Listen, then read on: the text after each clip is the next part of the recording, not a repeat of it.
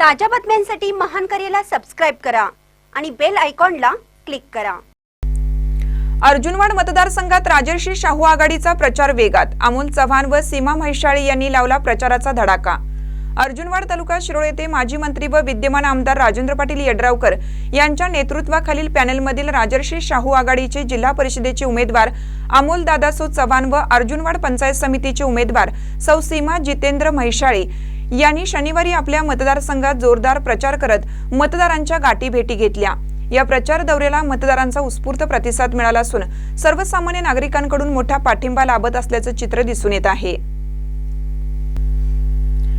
अमोल चव्हाण हे लोकनियुक्त सरपंच म्हणून परिचित असून ग्रामविकासाच्या कामांचा त्यांचा प्रदीर्घ अनुभव आहे, तर सौ सीमा म्हैसाळे या उच्च शिक्षित, अभ्यासू व लोकाभिमुख उमेदवार म्हणून ओळखल्या जातात। या दोन्ही उमेदवारांच्या माध्यमातून अर्जुनवाड व परिसरातील गावाचा सर्वांगीण विकास साधला जाईल असा विश्वास मतदारांमधून व्यक्त केला जात आहे।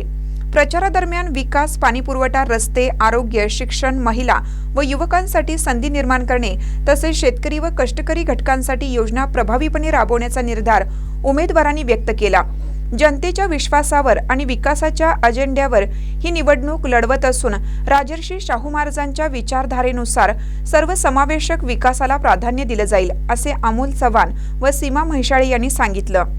यावेळी अर्जुनवाडचे उपसरपंच विकास पाटील, यड्राव गटाचे खंबीर कार्यकर्ते प्रकाश चौगले, यड्राव बँकेचे संचालक प्रदीप चौगले सावकार, माजी सरपंच नंदकुमार पाटील, अशोक शिरोटे, अशोक चौगले, माजी सरपंच नंदाताई खोत, माजी सरपंच शिवाजी म्हैसाळे, माजी सरपंच संपत कोळी, मंगेश देसाई, उमेश खोत, श्रेयस पाटील यांच्यासह यड्राव गटाचे असंख्य पदाधिकारी व कार्यकर्ते मोठ्या संख्येने उपस्थित होते।